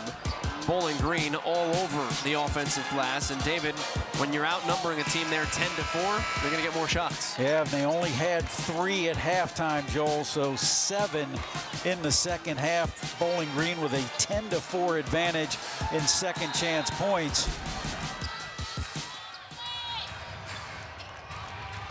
And all of a sudden, 6 bench points for the Cardinals. At one point, it was 17-0. 10 more shots Bowling Green has had because of all of that. There's a reach-in foul. It's on El Amin. That is 3 on Ishmael El Amin. It's only the Cardinals' second. There have been 6 called on Bowling Green in the second half. It was 10-5 in the other direction in the first half that had James Whitford, Ball State's head coach, incensed at the halftime break. Laster free from 18, and Laster knocking it down. Great screen, though, by Kulachkovskis.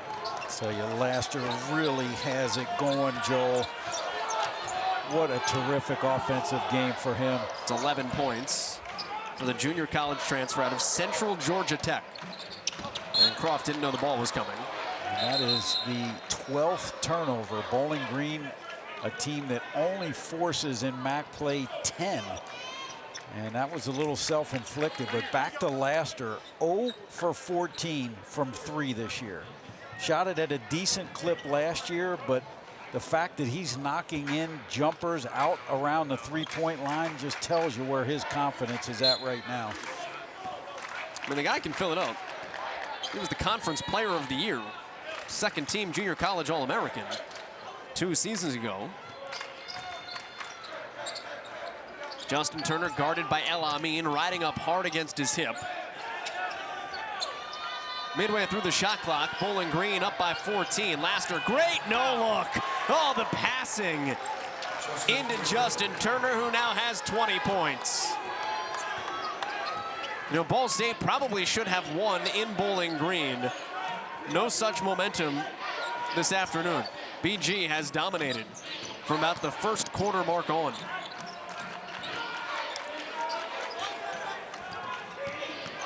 El Amin teardrop, that drops. That's 14 points for Ishmael El Amin. But again, the offensive rebounding, BG's it's taking more shots. It's taken 11 more shots. Thusly, it's made 5 more shots. Well, they got the switch. Coleman on Turner. Teague switches back to Turner, and Turner scores with the high kiss. David, what is different about him today versus when Ball State shut him down the first meeting? Look, I mean, he is doing it all, Joe. I mean, he had looks in that first game. And the other thing, too, he's fully recovered as Thomas, a much-needed 3. But again, you can't keep trading. But Turner has done it all. I mean, 3s. Look at the finish with the left hand. It's down to a 13-point game. 6:45 to go. Teague is guarding Turner. And there's a reason he was first team all preseason MAC, and that you can put your name in for the NBA draft. Step back at the free throw line. In, out, down. Justin Turner with 24. You know, he only had 12 in the loss to Akron. That snapped a game of 6 straight with 20. He's back to those ways. Thomas 1 of the 3 there. Guy had 31 against Central Michigan a couple games back. Laster got away with a travel. Squeak of his shoes, he clearly slid. And we've got a whistle going against Ball State. Laster to the free throw line with 6:14 to go. And a 15-point Bowling Green lead.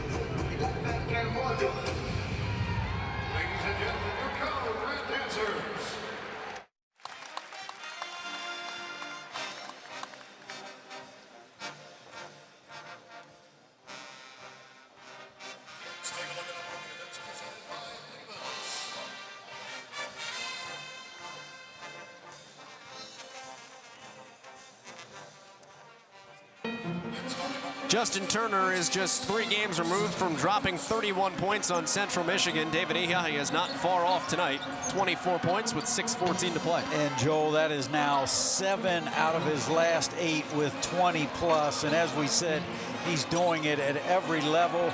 And oh, by the way, don't forget, he's got 6 assists and 4 rebounds.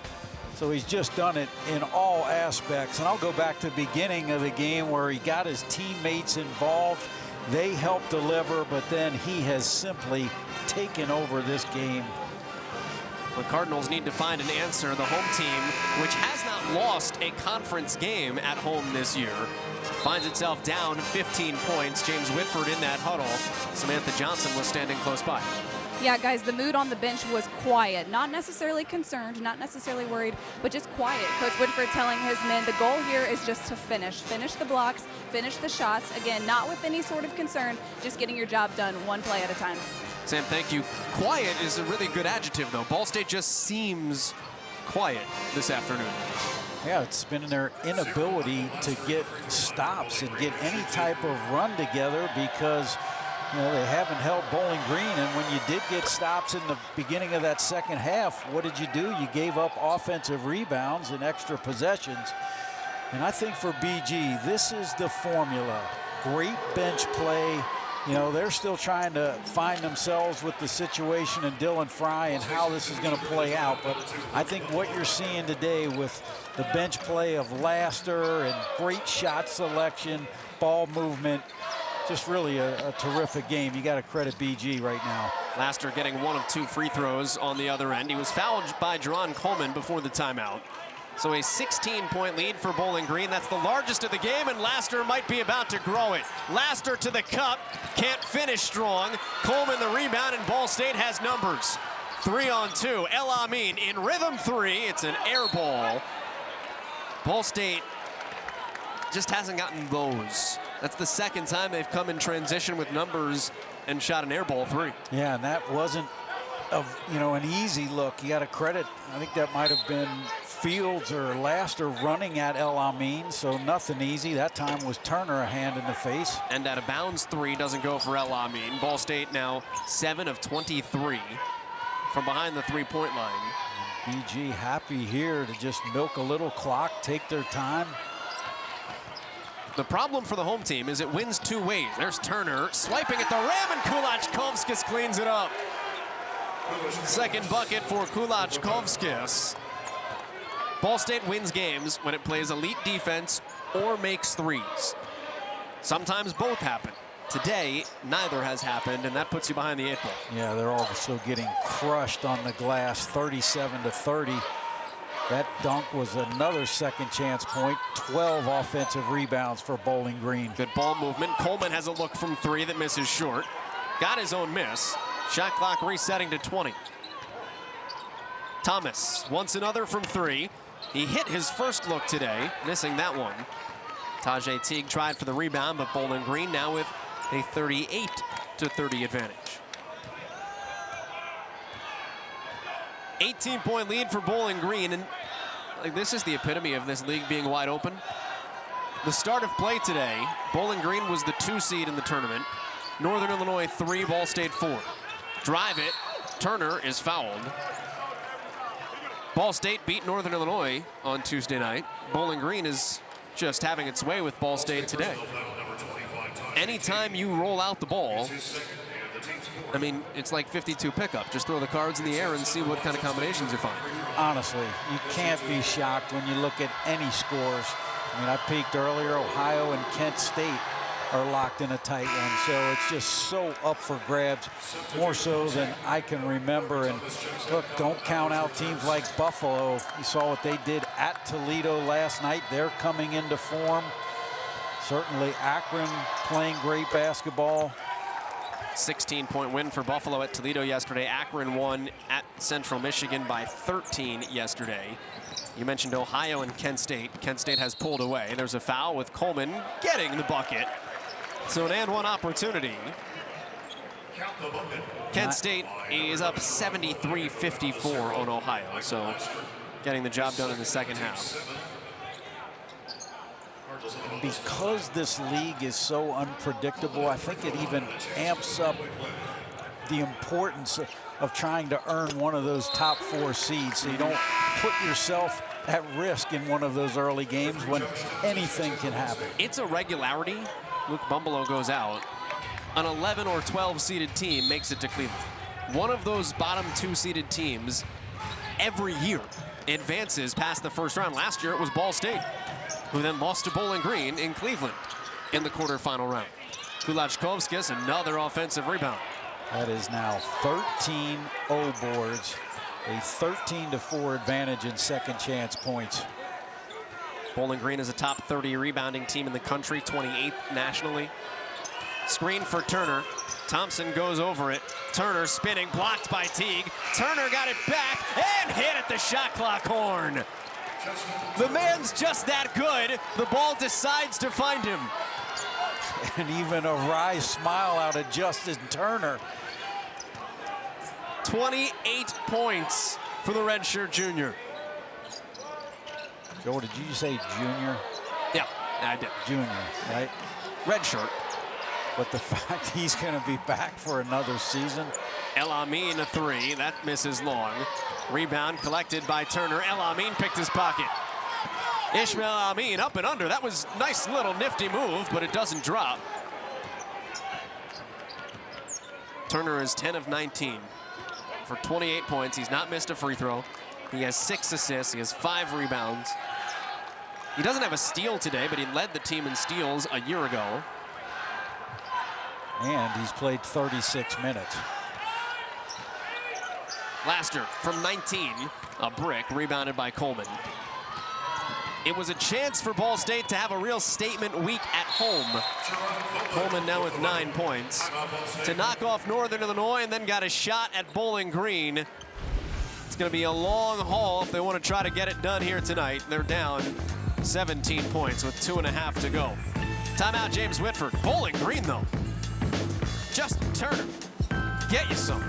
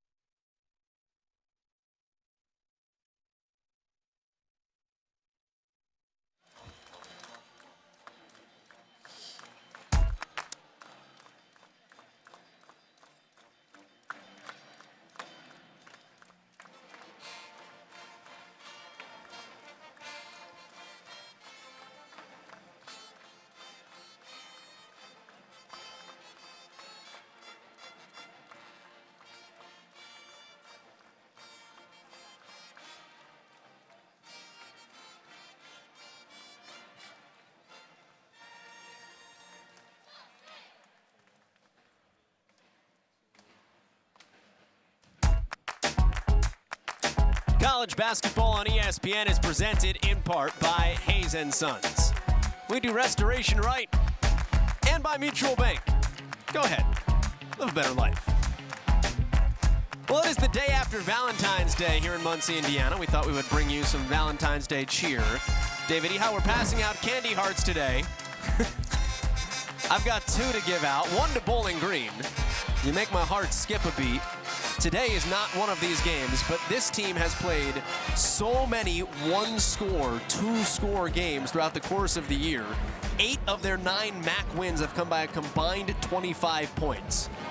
You complete me? Tajay Teague, most complete player in the league. We haven't seen it all today, but can guard the 1 to the 5, great rebounder, shot blocker, scores. You had 1 to hand out. Yeah, Kevin McKay in the B mine. I tell you, if you're starting a team, you can't go wrong with a guy like McKay. He's a do-everything. 6'5", can rebound, block shots, get steals. Just a senior leader, a glue guy, if you will.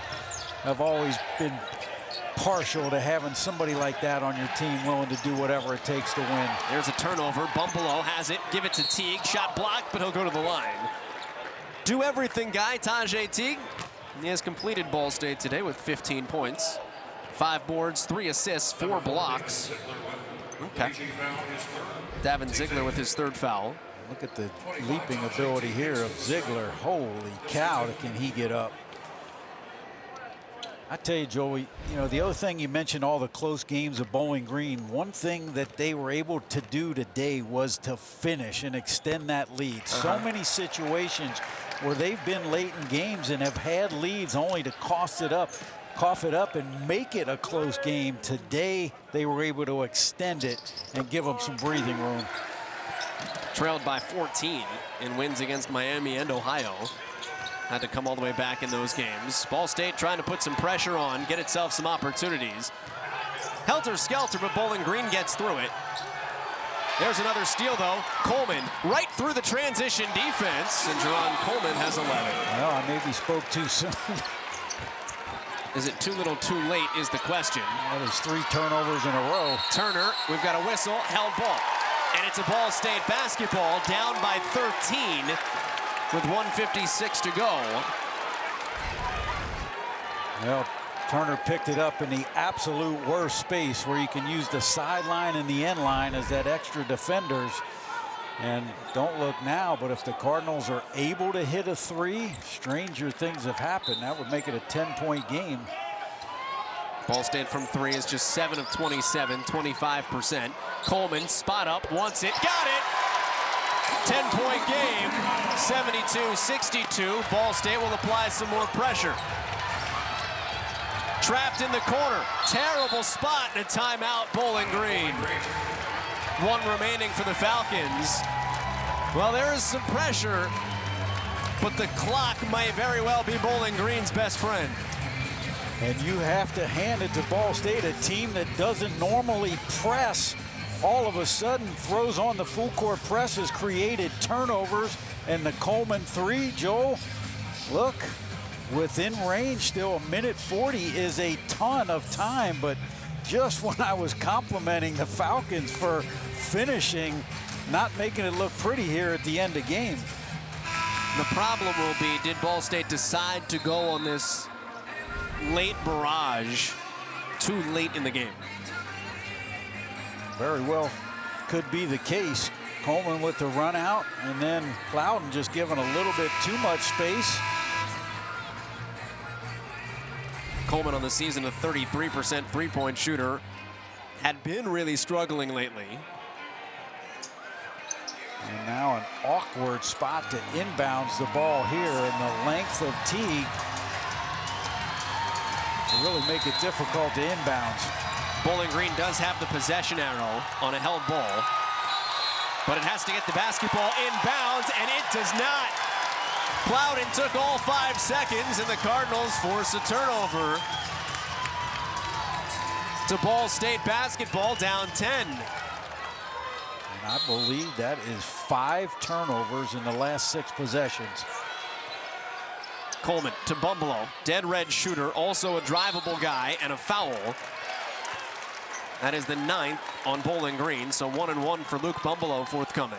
And the best case scenario, if you're the Cardinals, a chance to put points on the board with the clock stopped. Now you've got to take advantage and make them, particularly since it's just a 1-1. That is the first foul on Justin Turner. Bumbalough at the free throw line, 50% for the season. Now 2 for 3 in the game. Now with a make here, it gives you the ability to set the press up again. Well, and what starts to happen if you're Bowling Green is you've got a comfortable lead with not a lot of time left. Missing the second one, Bumbalough, but you start to freak out a little bit when the lead evaporates. Caught up in the backcourt. Bowling Green needs to get it across in 3 seconds. 1 second, does successfully. And now Turner can milk some clock. And the Cardinals are going to play this one out. They've gone this far. Turner slinks into Mallers. That's a charge on Bowling Green. Kyle Mallers, David, you call him the human extra possession. He got called for a block earlier, this time stepping up to create that wall. And another turnover. Tons of time. If you're Ball State, you don't necessarily need a 3 here. However, if you get one, you're in a 2-possession game. It's a 10-0 Cardinals run. Coleman's blocked, loose ball ping-ponging, and Laster is fouled, and a golden opportunity slips through. And that was Michael Laster with the block. It's 4 fouls on Ball State's point guard, 5 on Ball State as a team. So they still have a couple to give here, so you can be extra aggressive. Well, and what happens in your mind if you're Bowling Green? We talked about it just a little bit ago. Do you start to freak out when a team makes a run like this? Another steal. I'd say yes right now. That ball's deflected. Coleman out to El Amin. Ishmael El Amin gliding to the bucket. Down to 7. Inside a minute to go. Ball State turning up the heat. Luke Bumbalo a foul. Ball State with to give. That is the 6th on the home team. Nobody wants to foul in an instance like this, so nobody really contesting at the rim. That's why it's always beneficial to try to get a quick 2. And now Turner, such a great free throw shooter, as is Plowden. You've got the freshman Ziegler out there. Certainly hasn't been in that situation a lot. You have to believe if he gets it. Turner is an 80+% free throw shooter, and he is fouled. Not by Coleman. Coleman was upset. Would have been his 5th.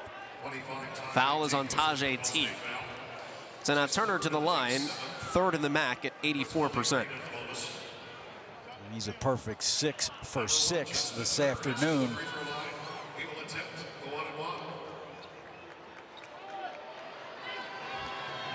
Bowling Green as a team is 12 of 15. A game after it struggled at the free throw line may have cost it against Akron, and a big miss by Turner.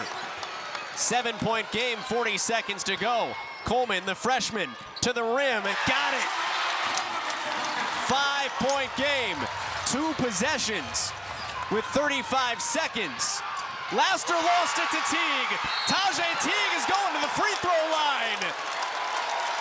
This is incredible. Ball State is on a 14-0 run.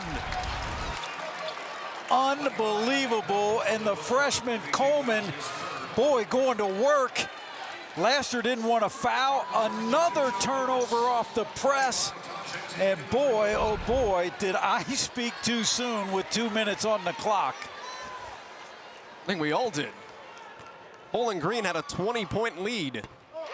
Tajay Teague is a 50% shooter. He gets the first.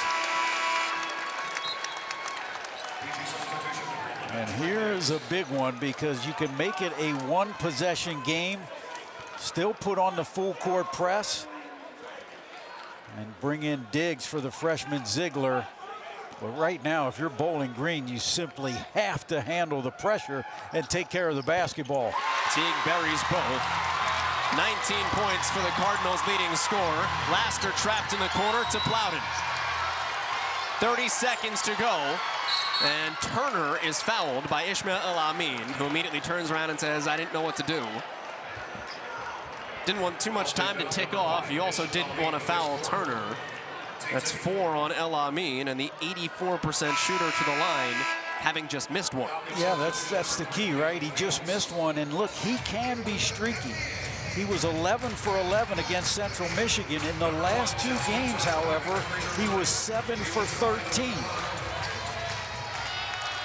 Bowling Green has not scored in 3 minutes and 13 seconds.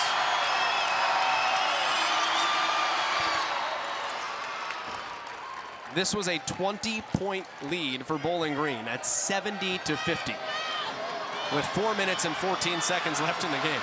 Each team 1 timeout left. 2-possession game regardless here.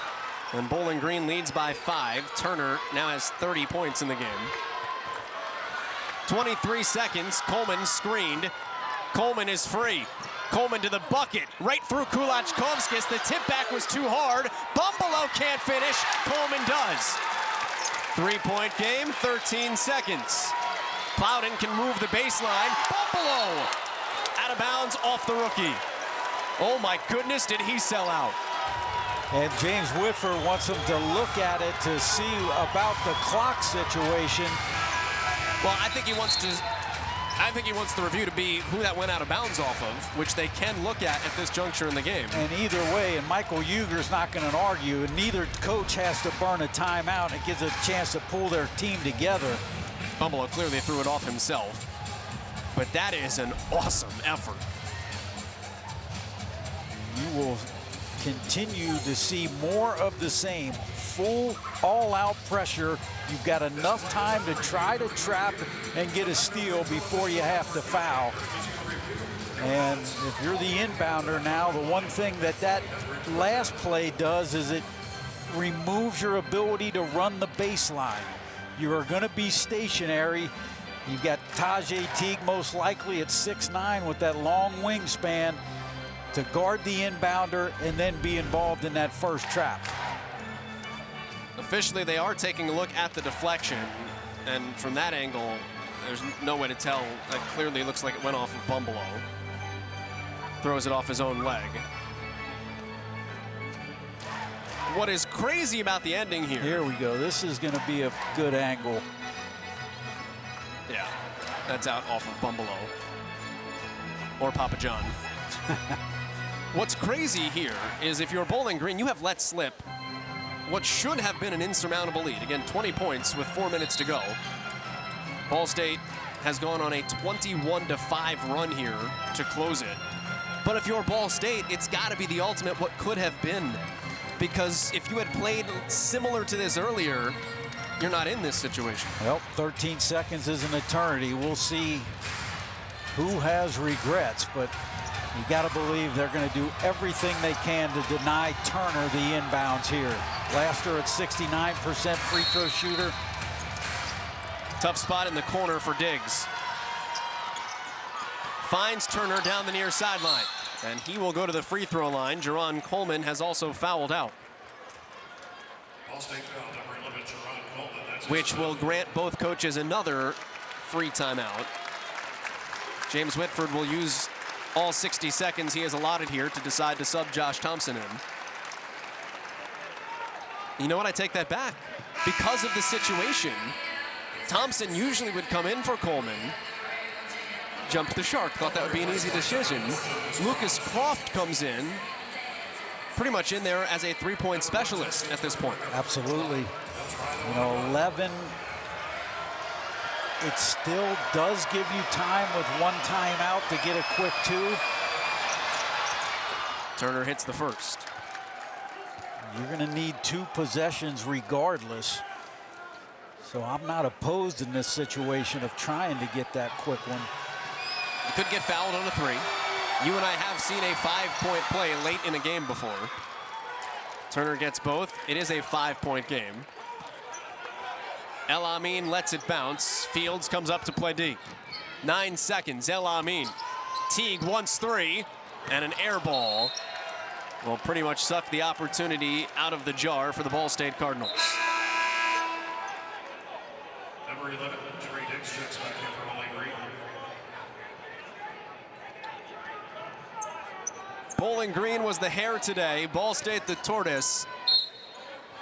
And in the rematch of the great race, it appears like the hare will have just enough energy at the end. Turner to the free throw line. Lucas Croft the foul. And by sending Turner to the line, now he gives him the opportunity to match his career high. He has 32. Previous career high, 33.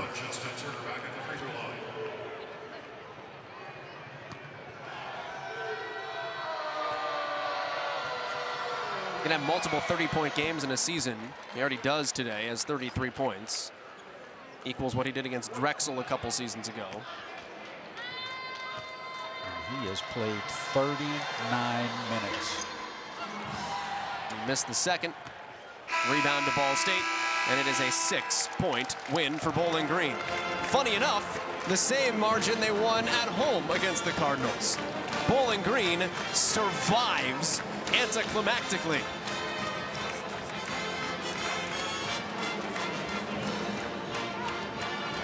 Bowling Green goes to 10-3 in conference and is the first opposition team of any sport, men's basketball, women's basketball, men's volleyball, or gymnastics, the first opposition team to win in Worthen Arena since December 7th, more than 2 months. Ball State had gone undefeated any sport here at home. An impressive victory. It also takes them to 5-2 in league on the road. Big time. Sam Johnson is with the victorious head coach, Michael Huger, courtside. Coach, you get a sweep over the Ball State Cardinals. What does this do for the confidence of your men moving forward? I mean, hopefully it can build some confidence and some more momentum going into the home stretch of the season. Our guys played well, played hard, went out here and we had fun. We left it all on the line and we defended like we're capable of defending. So that was the thing I was most pleased with today's victory. And Justin Turner ending the night with 33 points. What makes him a consistent go-to for your men? He comes in, he puts the work in.